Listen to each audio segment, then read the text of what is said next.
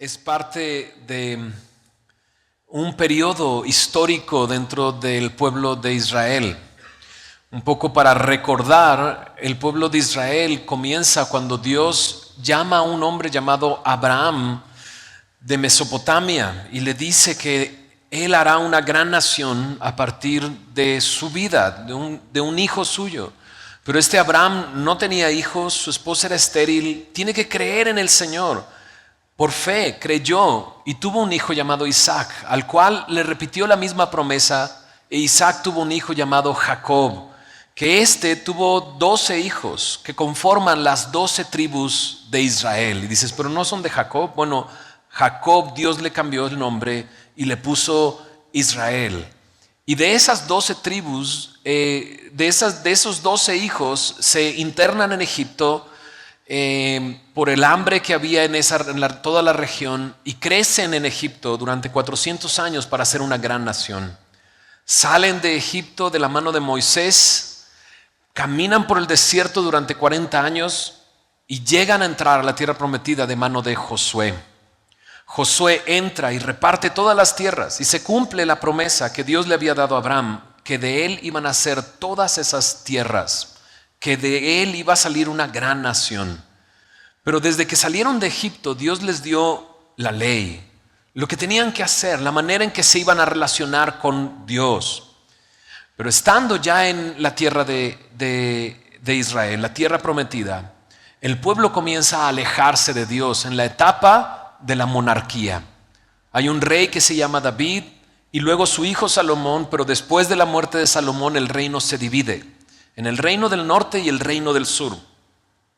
Y al dividirse, el reino del norte empieza su etapa de reino postrándose ante un becerro de oro. Y comienzan a adorar a otros dioses en el norte. Pero no tardó mucho en que en el reino del sur, donde está Jerusalén, comienzan también a adorar otros dioses. Y mientras adoran otros dioses, Dios los llama una y otra vez por medio de profetas a regresar a Él, a regresar a Él. Pero ellos se aferran en su idolatría a alejarse de su Dios, y termina Dios cumpliendo lo que muchos siglos atrás le había dicho a Moisés, que si se alejaban de Él y se postraban ante otros dioses, Él los iba a disciplinar, digámoslo así, a castigar. Los iba a sacar de esa tierra prometida y los iba a dispersar por otras naciones, incluso dice naciones enemigas. Y llega el momento en el que Dios, utilizando a un reino llamado el reino de Babilonia, un imperio, trae juicio sobre Jerusalén. Y en manos de su rey Nabucodonosor destruye todo Jerusalén y destruye el templo. Y son llevados a Babilonia durante 70 años. Así lo había dicho Dios años atrás, que iban a ser cautivos durante 70 años y entonces Él los traería de regreso. Y así lo hizo. Dios permite que un imperio caiga, el de Babilonia, y comience un nuevo imperio, el imperio de Persia, y entonces despierta al rey Ciro y regresan a Jerusalén. Es increíble, es maravilloso, porque antes de eso Jerusalén era una ciudad bellísima, increíble. En el tiempo de Salomón reyes venían a observar lo que estaba sucediendo en Jerusalén y se iban de ahí sorprendidos de la sabiduría de Salomón y de Jerusalén mismo, del templo. Pero ahora estaba destruido completamente todo. El templo destruido, la ciudad destruida, los muros caídos, y comienza el regreso. Y el regreso se narra aquí, en el libro de Esdras, de Nehemías. Y hay un libro más. Después de Nehemías está el libro de Esther. Esther sucede entre estos dos libros de Esdras y Nehemías. En Esther escucharemos del rey Asuero, el rey o conocido también como Jerjes. Y estos tres libros narran ese regreso, ¿no? El primer regreso fue de manos de Zorobabel, lo estuvimos estudiando en el libro de Esdras. Y regresaron para reconstruir el templo y así restaurar la adoración que por años no había sucedido en Jerusalén. El enemigo viene, detiene la obra y pasan años. Dios levanta a hombres como Ageo, Zacarías y Malaquías para hablarle al pueblo. Y su mensaje principal es este: Dios está contigo. Me encanta eso. Dios no ha abandonado a este pueblo. La promesa que Dios le dio a Abraham se mantiene todavía vigente. Y al regresar estaba cumpliendo esa promesa de que los traería de regreso desde las naciones a las cuales los dispersó. De mano de Zorobabel regresan, pero luego años después vienen de la mano de Esdras, un escriba. En el capítulo 7 se narra ese regreso y Esdras viene a restaurar de manera espiritual al pueblo, enseñándoles la palabra. Y ahora llegamos a Nehemías. Con Nehemías va a ser el tercer momento en que van a regresar a Jerusalén. Y Nehemías está ahí, pero Nehemías es otro personaje muy distinto a Esdras, por ejemplo. Esdras es un escriba, es una persona que inquiría la palabra de Dios para enseñarla a otros, para vivirla y enseñarla. Era, digámoslo así, un ministro de la palabra de Dios. Nehemías, por el contrario, es un hombre común y corriente. Un hombre que tiene un trabajo, el cual es ser copero del rey. Lo que significa eso es ser la persona que literalmente le pasa la copa al rey. Antes tenía que beber de la copa y ver si no se moría. Y luego pasársela al rey. También se encargaba de probar los alimentos de tal manera que nadie intentara matar al rey. Por lo tanto, Nehemías era una persona muy cercana al rey. ¿A qué rey? Al rey Artajerjes, rey de Persia. Nehemías comienza su historia estando en Persia. Y vamos a ir viendo cómo este hombre común, este hombre que no es un ministro, que no está invirtiendo su vida en el templo o como sacerdote, sino es un hombre común y corriente. Se preocupa por su pueblo, pregunta cómo está el pueblo, ora por el pueblo y hace algo. Y en este punto quisiera decir, creo que la mayoría de los que estamos aquí somos personas comunes y corrientes, que no nos dedicamos al 100% a la obra de Dios. Y creo que en Nehemías encontraremos un ejemplo de cómo podemos, aún siendo un hombre común en el sentido ese de un hombre, le llaman así, laico, ¿no? Un hombre que no es un ministro, ¿no? Un hombre laico, cómo Dios puede usarte, cómo Dios puede usarnos para traer una transformación en nuestro alrededor, en nuestra familia, en nuestras amistades, e incluso en nuestro lugar de trabajo, en nuestra comunidad. Ese es Nehemías. Bueno, vamos a ir comenzando a adentrarnos en esta historia. Estuvo buena, ¿verdad? Esa historia así, ¿no me salió bien? Más o menos. Bueno, espero que se haya entendido.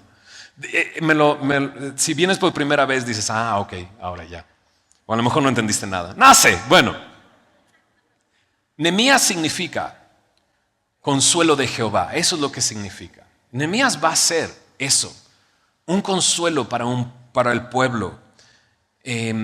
Y como dije, Nehemías era un hombre, lo conoceremos como un hombre de oración.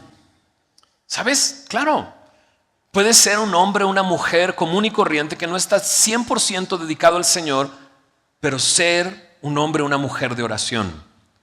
Nehemías es un hombre que conoce la palabra de Dios. Y eso es interesante. Todos tenemos una Biblia en nuestra casa, ¿no? Si no tienes una Biblia en tu casa, ven conmigo y yo te regalo una al final de la reunión para que tengas una Biblia en tu casa, ¿no? Pero todos tenemos una Biblia en la casa. Y todos podemos leer la palabra de Dios y conocer a Dios por medio de su palabra. Puede ser un hombre así como Nehemías que conoce la palabra de Dios. Pero también Nehemías era un hombre que le dolía la condición de su pueblo. Un comentarista lo describe así, como un hombre valiente, activo, patriótico y perseverante. Un hombre de fe. Y creo que todos nosotros podemos ser así. Mira lo que dice en el verso 1 de Nehemías.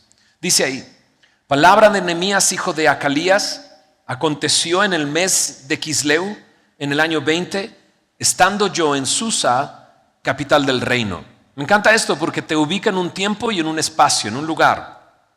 En un tiempo y en un lugar. El tiempo es el mes de Quisleu. ¿Sabes? La Biblia es un libro histórico. Cuenta historias. Todo lo que te conté es básicamente historia. Y aquí me ubica en el mes de Quisleu. Y yo sé que tú vas a decir, bueno, en mi calendario no aparece el mes de Quisleu. ¿No? Y es que esta es la manera de dividir los meses en Persia. Quisleu es el mes que comienza a la mitad de noviembre y termina a la mitad de diciembre. Oh, sorpresa, ¿hoy qué día es? Mitad de noviembre. Precisamente estamos en el mes de Quisleu, ¿no? Y nos ubica en un lugar. El lugar es en Susa, capital del reino. ¿Qué reino? El reino de Persia. Susa también era el lugar donde estaba el palacio de invierno del rey de Persia. Y ahí está ubicado. Y dice incluso en el año 20. ¿El año 20 de qué? El año 20 del reinado de Artajerjes. Nos ubica en un tiempo y en un espacio. Y entonces comienza la historia diciendo así. En ese tiempo estaba cuando vino Hanani, verso 2, uno de mis hermanos, con algunos varones de Judá. Y les pregunté por los judíos que habían escapado, que habían quedado de la cautividad y por Jerusalén. Y me dijeron, el remanente, los que quedaron de la cautividad, allí en la provincia, están en gran mal y afrenta. Y el muro de Jerusalén derribado y sus puertas quemadas a fuego. Nehemías pregunta por la condición de Jerusalén y de la gente que vive ahí en Jerusalén. Y de repente decimos, ¿por qué pregunta? ¿Qué está buscando al preguntar? ¿Por qué pregunta? Como dijimos, Nehemías está en Persia, no está en Jerusalén. Yo creo que por eso pregunta. Pero también la pregunta es, ¿por qué no está en Jerusalén? ¿No? Pudo haber regresado con Esdras, pero Nehemías se quedó ahí. Y de repente la respuesta podría ser, siendo el copero del rey, su vida no le pertenece. Le pertenece al rey de Persia. Y quizás por eso está ahí. Y a lo mejor puedes pensar, bueno, está en el lugar, debería de estar en Jerusalén, pero no. Está en el lugar correcto y en el momento correcto. Y mientras vayamos avanzando en este libro nos daremos cuenta de eso. Este hombre está en el lugar correcto, en el momento correcto, y Dios va a usarlo porque está en ese lugar. Pero Nehemías está en Persia y pregunta, ¿qué está sucediendo en Jerusalén? Nehemías está en un palacio y nos sorprende eso, porque podríamos decir que Nehemías tenía todo lo que necesitaba, no le faltaba nada, siendo el copero del rey, siendo un hombre tan cercano al rey. Este tipo de hombres se convertían en consejeros del rey, en íntimos del rey. Y no le hacía falta nada, pero pregunta, ¿por qué pregunta? Y creo que la respuesta es esta, porque le interesa, porque le importa. Y la pregunta será, a través del día de hoy, responder por qué le importa y por qué le interesa su pueblo, ¿no? Vamos a encontrar la respuesta mientras vayamos avanzando. Pero solo quiero decir esto, Nehemías estaba en el lugar correcto y en el momento correcto. Y creo que todos los que estamos aquí estamos en el lugar correcto y en el momento correcto.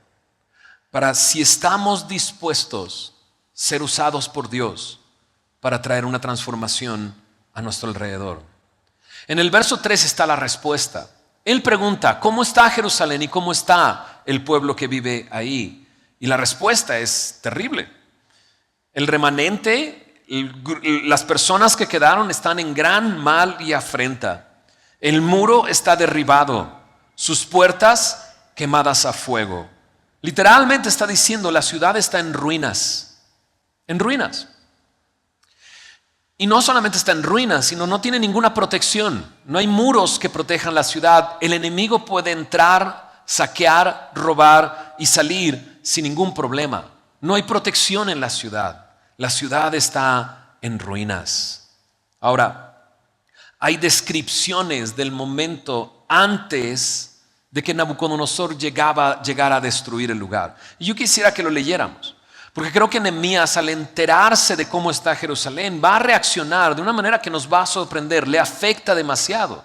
La pregunta es: ¿por qué le afecta demasiado que una ciudad esté en ruinas? Es más, una ciudad, escúchame bien, que no conoce, que solamente ha escuchado de ella. Porque Nehemías tuvo que haber nacido en la cautividad y no ha ido a Jerusalén.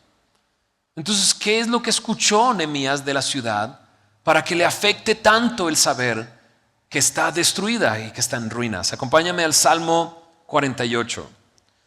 Creo que es una de las descripciones de la ciudad de Jerusalén en donde podemos percibir cómo era la ciudad en ese entonces. Hace varios días, de hecho, un par de semanas, estuvimos con un grupo de aquí de Semilla en la ciudad de Jerusalén. Y es una ciudad cautivante, realmente es espectacular esa ciudad.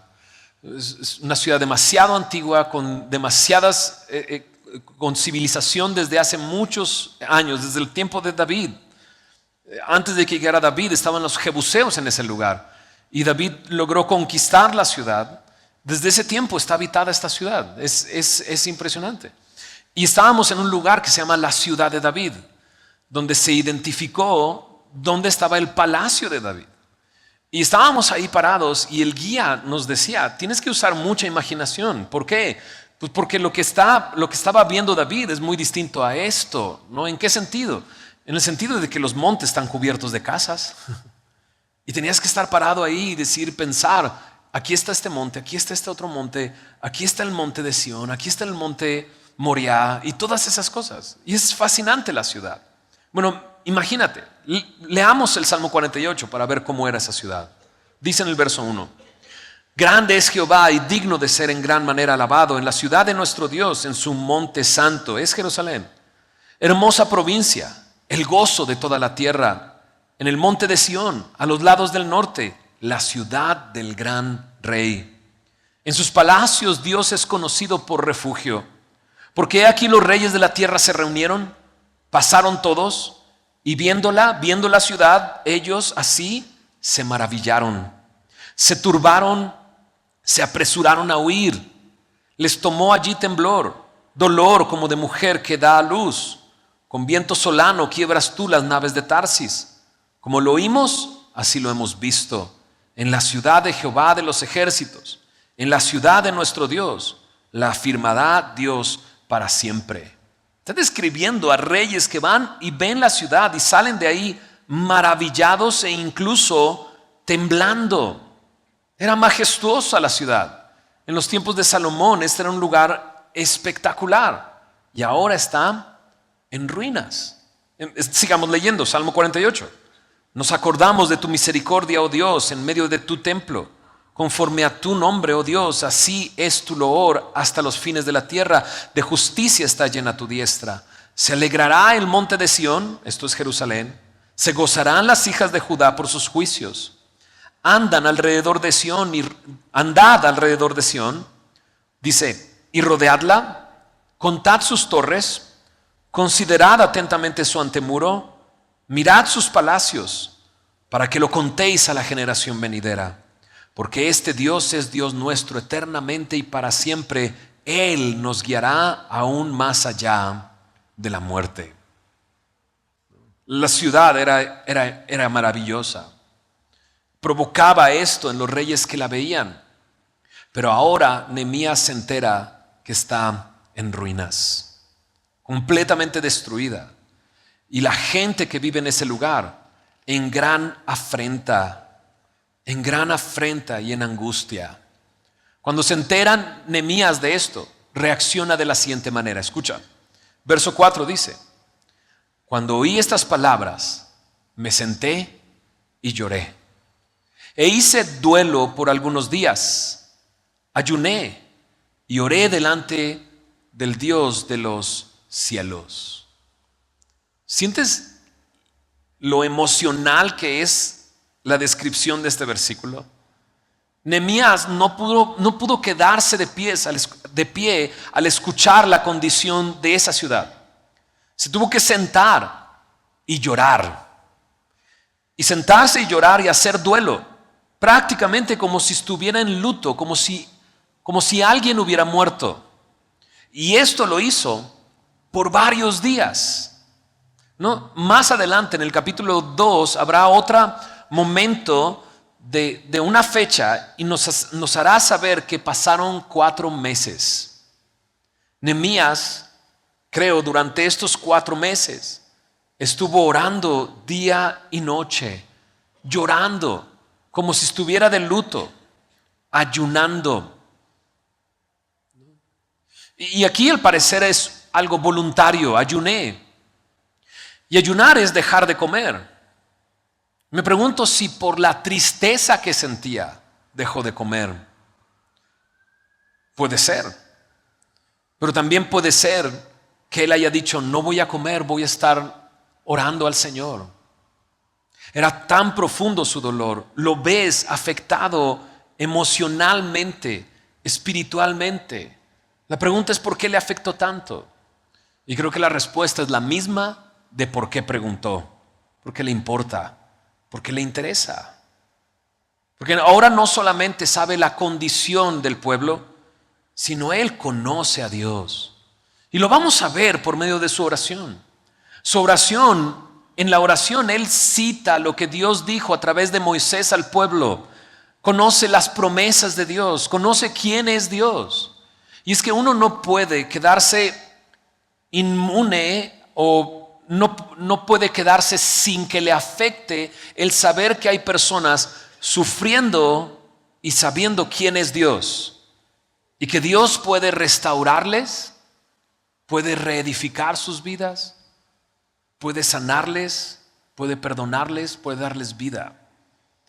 Y creo que eso es lo que está pasando con Nehemías. Le importa, le interesa, por eso pregunta. Y cuando escucha la condición de su pueblo, llora y se lamenta porque le importa, porque le interesa y porque sabe quién es Dios y quién es este pueblo para Dios. La pregunta será, ahora nosotros, porque estamos relacionándonos con esta historia, somos como Nehemías, un hombre común y cualquiera, que puede ser como Nehemías, un hombre de oración, un hombre que conoce a Dios, un hombre que se preocupa y un hombre que Dios puede usar. La pregunta sería, ¿por qué lloras? Si es que lloras. Si algo te afecta, ¿por qué lloras? ¿Porque perdió tu equipo el clásico norteño? No me hablen eso, no me hablen de eso ahorita.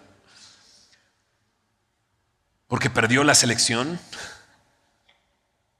¿Porque las cosas no salieron bien? ¿Por qué lloras? ¿Porque no tienes lo que tú quieres? ¿Qué es lo que puede afectarte emocionalmente? Porque Nehemías está llorando porque otros están en desgracia. ¿Por qué lloras? ¿Lloras por la condición en la que está tu familia? ¿Por la condición en la que está tu ciudad? ¿Porque escuchas a alguien en el trabajo que está sufriendo y que no sabe qué hacer? ¿Que está pensando en quitarse la vida como la única solución? ¿Y tú sabes quién puede darle vida? ¿Lloras por eso? Porque Nehemías está llorando porque conoce quién es Dios. Conoce lo que Dios puede hacer por su pueblo. Él pregunta porque le interesa, porque le importa. Llora porque le interesa, porque le importa. Y ora delante de Dios de esta manera. Escúchame, escucha lo que dice. Nehemías capítulo 1, versículos 5 al 11, contiene su oración. Lo voy a leer completo. Dice así. Te ruego, oh Jehová, Dios de los cielos, fuerte, grande y temible, que guarda el pacto y la misericordia a los que le aman y guardan sus mandamientos. Esté ahora atento tu oído y abiertos tus ojos para oír la oración de tu siervo, que hago ahora delante de ti día y noche por los hijos de Israel, tus siervos. Y confieso los pecados de los hijos de Israel que hemos cometido contra ti. Sí, yo y la casa de mi padre hemos pecado. En extremo nos hemos corrompido contra ti. Y no hemos guardado los mandamientos, estatutos y preceptos que diste a Moisés tu siervo.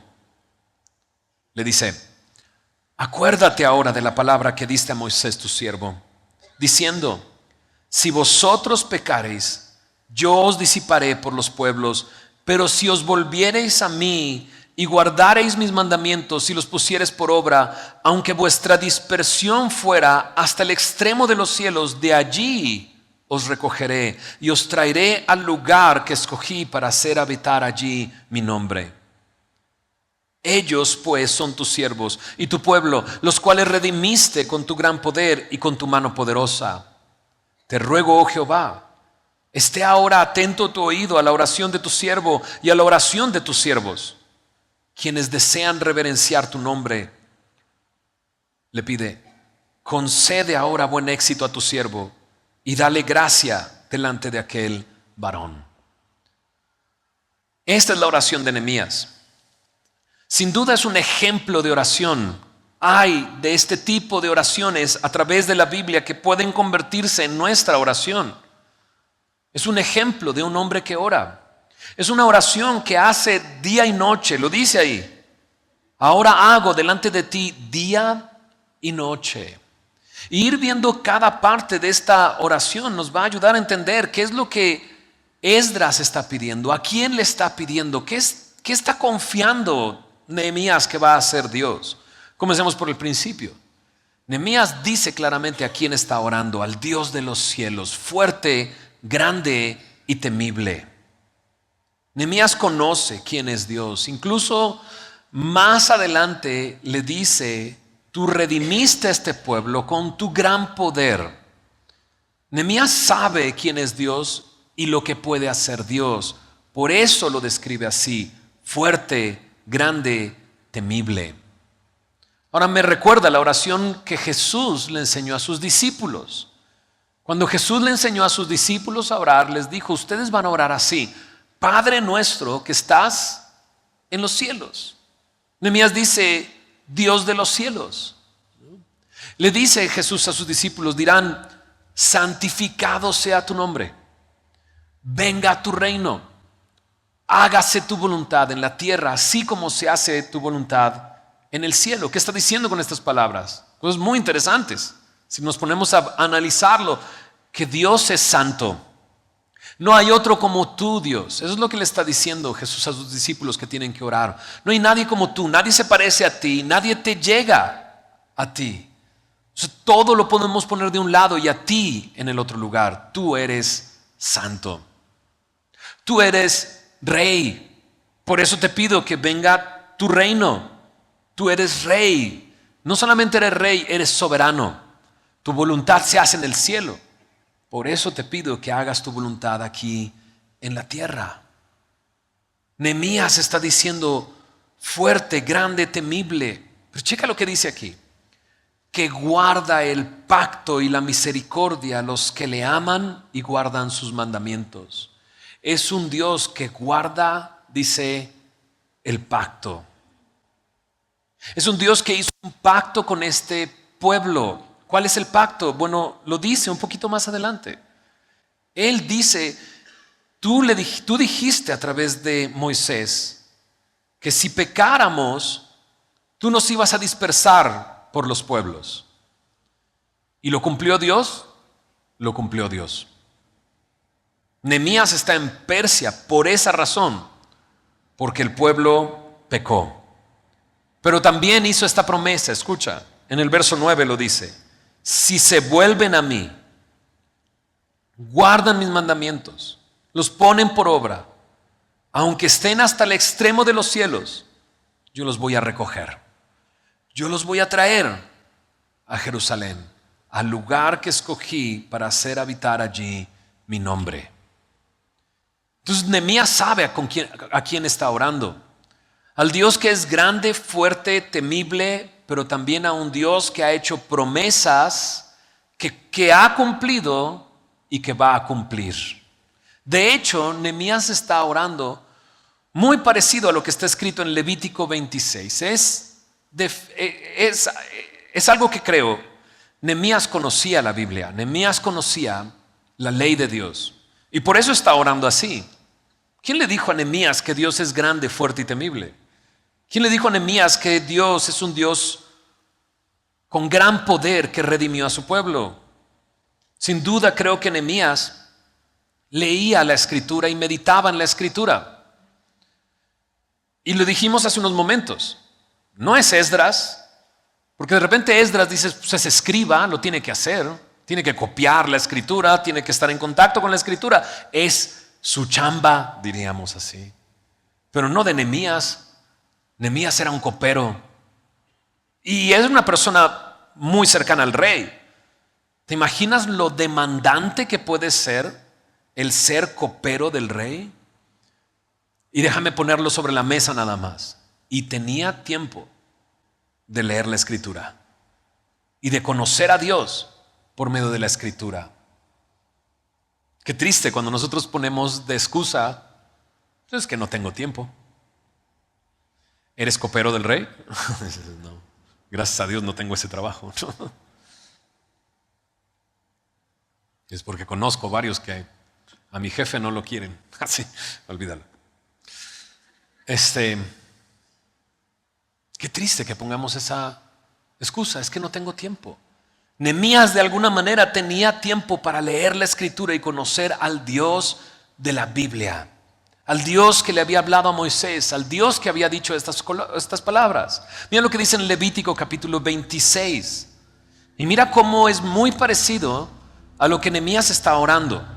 Levítico 26, verso 40, dice así: y confesarán su iniquidad y la iniquidad de sus padres. ¿Te diste cuenta que Nehemías confiesa el pecado, su pecado y el pecado de sus padres? Eso es lo que Dios dijo a través de Moisés. Confesarán su iniquidad y la iniquidad de sus padres por su prevaricación con que prevaricaron contra mí y también porque anduvieron conmigo en oposición. Yo también, dice el verso 41, habré andado en contra de ellos y los habré hecho entrar en la tierra de sus enemigos. Y entonces, dice, se humillará su corazón incircunciso y reconocerán su pecado. Y ahí está Nehemías, reconociendo su pecado, humillándose, sentado, llorando día y noche, en luto, presentando esta oración delante de Dios. Y checa lo que dice en el verso 42, Levítico 26, 42. Entonces, dice Dios, ¿qué dice? Acordaré, ¿de qué cosa? De mi pacto con Jacob, y asimismo de mi pacto con Isaac, y también de mi pacto con Abraham me acordaré, y haré memoria de la tierra. Ok. ¿Qué está pidiendo Nehemías? Señor, acuérdate de tu palabra. Acuérdate de lo que le dijiste a Moisés. Acuérdate que tú le dijiste que si nos humillamos, tú nos ibas a traer, aunque nos hubieras dispersado hasta el extremo de los cielos. Wow. Nehemías conoce a Dios. Nehemías está orando conforme a su palabra. Nehemías es un hombre que le importa, que le interesa. Imagínate que invertamos tiempo estudiando la palabra de Dios y conociéramos todo lo que Dios puede hacer en aquellos que están a mi alrededor. ¿Y cómo reaccionaríamos cuando sabemos y preguntamos? Dices, no, yo ya ni pregunto. ¿Cómo estás? Siempre me dicen bien, pero tú y yo sabemos que no están bien. Pero preguntar un poquito más y que se descosan enfrente de mí, ¿no? Y que me empiecen a decir, ¿no? Y dices, no, yo solo, voy a estar orando por ti. Pero si conocemos a nuestro Dios y sabemos lo que Dios puede hacer, estaríamos preguntando, ¿cómo estás? Tendríamos el tiempo de escuchar. Tendríamos el tiempo de orar, ayunar y buscar a Dios. Y solamente recordarle lo que Él ha dicho. ¿Estás de acuerdo conmigo? Ok. ¿Tu hijo está esclavizado por el pecado? ¿Tu hijo está atorado con una sustancia, con una droga y no puede dejarla? ¿Tu esposo está esclavizado por la pornografía y sabes que está metido ahí, ¿qué haces? ¿Qué le dices? ¿A quién acudes? Porque aquí Nehemías me está mostrando bien con quién ir y qué decirle. ¿Estás de acuerdo conmigo? Porque podrías ir con Dios y decirle: Señor, tú viniste a librar a los cautivos, a rescatar a los oprimidos. ¿Está tu hija con el corazón roto porque se lo volvieron a romper y no sabes qué hacer y dices, temo que se haga algo en contra de su propia vida por lo que le acaban de hacer? Y tú puedes ir con el Señor y decirle: Señor, tú eres el que sana a los que tienen el corazón roto. Solo te pido que te acuerdes de lo que tú puedes hacer y lo hagas en mi hija, y lo hagas en mi hijo, y lo hagas en mi esposo, lo hagas en mi esposa, lo hagas en mi vecino, lo hagas en mi compañero de trabajo que ya no sabe qué hacer. Nehemías conocía a Dios y por eso le importaba, por eso le interesaba, por eso reacciona así cuando se entera de en qué condición está su pueblo. Por eso ora al Señor y le dice: acuérdate. Pero no se queda solamente en la oración. Nehemías quiere hacer algo. ¿Lo notaste? Al final de la oración, Nehemías le dice a Dios esto: concede ahora buen éxito a tu siervo, dale gracia delante de aquel varón. ¿De quién está hablando? ¿Está hablando de sí mismo? Le está diciendo: prospera mi camino. Eso es lo que dice. La palabra buen éxito es la misma palabra que se traduce prosperará en el Salmo 1. ¿Te acuerdas del Salmo 1? Salmo 1 describe a un hombre que medita, que tiene en la ley de Dios su delicia, que en ella medita de día y de noche, ¿verdad? Dice: será como árbol plantado junto a corrientes de agua, que da su fruto en su tiempo, su hoja no cae, y todo lo que hace tendrá buen éxito. Es esa misma palabra. Y Nehemías le está pidiendo a Dios: dame buen éxito, dame prosperidad, prospérame. Ahora, lo acabamos de decir, el Salmo 1, lo conocemos. ¿No consideras que ese es Nehemías? Ese es Nehemías. Aquel que tiene en la palabra de Dios su delicia y medita en ella día y noche. Cuando se entera de eso, brota fruto natural en su vida, con dolor, con angustia, y va directamente al Señor. Porque a lo mejor estás preguntándote eso. ¿Por qué si me dicen eso no me duele? No me afecta. No voy al Señor. Creo que Nehemías lo único que está mostrando es fruto de su relación con Dios. Todo lo que hace prosperará. Ese hombre, todo lo que hace prosperará. ¿Qué le está pidiendo a Dios, Nehemías, acerca de su persona? Algo que sabe que Dios le va a conceder. En primera de Juan, capítulo 5, verso 14, Juan nos dice que sabemos que Dios nos oye en oración. Primera de Juan 5:14. Esta es la confianza que tenemos en Él, que si pedimos alguna cosa conforme a su voluntad, Él nos oye. ¿Estás de acuerdo que Nehemías está pidiendo conforme a su voluntad? Toda su oración es conforme a la voluntad de Dios. Hasta incluso pedirle que le dé buen éxito. Y dice en el verso 15, primera de Juan 5:15, y sabemos que Él nos oye en cualquier cosa que pidamos. Sabemos que tenemos las peticiones que le hayamos hecho.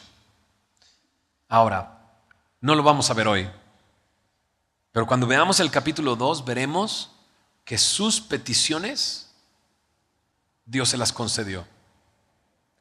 Escúchame bien, no solamente se las concedió más allá de lo que él hubiera pedido o pensado o imaginado. Dios le concedió mucho más allá de lo que, lo único que le está pidiendo Nehemías a Dios es: dame gracia con este hombre, con Artajerjes. a Artajerjes le va a dar todo para que construya los muros. Y va a llegar, spoiler, ¿no? Yo sé que quieres ir aprendiendo poco a poco, pero bueno, la verdad es que tú puedes leerlo en tu casa al ratito. Si no es que ya lo leíste, ¿no? Estás leyendo el capítulo 2. ¿Qué va a pasar, no? Pero Nehemías va a llegar a Jerusalén, se va a subir en su caballo, va a comenzar a avanzar por el muro, no va a poder pasar porque está todo en ruinas. Y luego va a hablar con el pueblo. Y Dios le va a dar gracia, no solamente con Artajerjes, le va a dar gracia con el pueblo para que se levante y construya. Y se van a levantar y construir. Y van a acabar el muro y van a poner las puertas. Escúchame bien. 70 años en que fue destruido Jerusalén por Nabucodonosor y regresaron ellos. ¿Okay? Regresó Zorobabel y reconstruyeron el templo, pero los muros de la ciudad seguían sin construirse. Regresó Esdras y ahora llegó Nehemías. ¿Sabes cuánto tiempo hay entre Zorobabel y Nehemías? 100 años. 100 años. O sea, eso quiere decir que los muros están destruidos durante 170 años.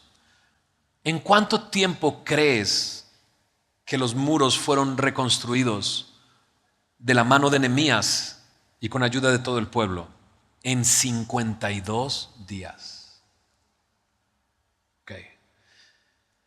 Cualquiera hubiera pensado, esto es imposible, pero Dios lo hizo posible porque a un hombre le importó, porque a un hombre le interesó, porque ese hombre preguntó, porque ese hombre le afectó la respuesta que escuchó, porque ese hombre oró, porque ese hombre hizo algo. Entonces, hemos estado diciendo, tu hijo, tu esposo, tu vecino, tus amigos están en una condición terrible, tu propia familia, tu matrimonio, y podrías pensar, es imposible que se arregle. Piénsalo bien. Piénsalo bien. Porque Dios hace lo imposible posible. La pregunta es, ¿me importa? ¿Me interesa? ¿Estaría dispuesto a hacer algo? Nehemías va a hacer un viaje, ¿no?, a una ciudad en ruinas sin saber lo que le podría esperar. ¿Estás dispuesto a hacer ese viaje? A pararte en esa relación que parece que es imposible que Dios pueda hacer algo, sin saber qué esperar, pero de la mano de Dios. Okay. En el capítulo 2 veremos cómo Dios responde a esta oración y cómo Nehemías va a llegar a esta ciudad. Lo único que quería que viéramos el día de hoy es esto. Cómo Nehemías, conociendo a Dios, le interesa y le importa. Pregunta, reacciona ahora y se pone en acción. Y nos está dando un ejemplo a ti y a mí. ¿Conoces a Dios? ¿Conoces lo que Él puede hacer en tu familia, en tus hijos, en tu esposo, en tu matrimonio, en tu trabajo, en tus amigos? Porque si lo conoces, sabrías, te importaría, te interesaría, comenzarías a orar, a buscar al Señor y le pedirías. Y Él te concedería las peticiones mucho más allá de lo que puedas pensar o imaginar. ¿Les parece que oramos? ¿Sí? Señor, gracias por tu palabra. Y Señor, qué bendición conocer a este hombre, Nehemías. Un hombre como cualquiera de nosotros. Un hombre que te conocía. Danos esa pasión que Nehemías tenía para buscarte, para conocerte. Y al mismo tiempo, danos esa pasión por aquellos que están a nuestro alrededor y están, Señor, devastados por el pecado, por la adicción, por la soberbia, por el orgullo. Y ayúdanos, Señor, a reaccionar como Nehemías reaccionó. Señor, ayúdanos a que nos importe y nos interese. Ayúdanos a dejar nuestro propio egoísmo, nuestros propios planes. Ayúdanos a ser parte de tus planes. Porque tus ojos, Señor, están puestos en nuestros hijos. Tus ojos están puestos en nuestros vecinos, en nuestros amigos. Señor, tu deseo es que nadie se pierda y que todos procedan al arrepentimiento. Y tú nos tienes ahí, Señor, cerca. Cambia nuestro corazón, Señor. Te pido que hagas lo que hiciste en Nehemías. Poner ese interés, Señor, por tus cosas, por encima de tus propias cosas. Ayúdanos a vivir vidas, Señor, que afecten las vidas que están a su alrededor. Una vida para tu reino, para tu gloria. Como Nehemías oró, lo único que queremos es reverenciar tu nombre. Que tu nombre sea conocido, que tú seas honrado y glorificado. Señor, cambia las cosas durante esta semana en nuestra vida. Ayúdanos a ver a nuestro alrededor, Señor. Ayúdanos a interesarnos, a preocuparnos. Y ayúdanos a orar y esperar. Señor, Nehemías esperó hasta que tú diste, Señor. Tú le mostraste cuál era el siguiente paso. Así, Señor, ayúdanos, Señor, a orar, a buscarte. En esos tiempos de comunión, Señor, danos planes, danos ideas. Muéstranos qué hacer para poder cumplir tu propósito, Señor. Gracias por tu palabra, Señor. Te honramos a ti en el nombre de Jesús. Amén.